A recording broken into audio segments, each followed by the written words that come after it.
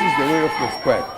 That is the showpiece of purity of the maidens, giving the reed, leading one of my daughters.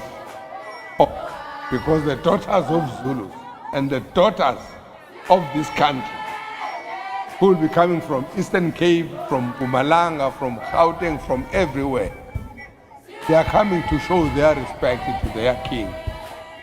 And now we need to start to work from there and to guide these youth that are going to be mothers of tomorrow. Let's not destroy them.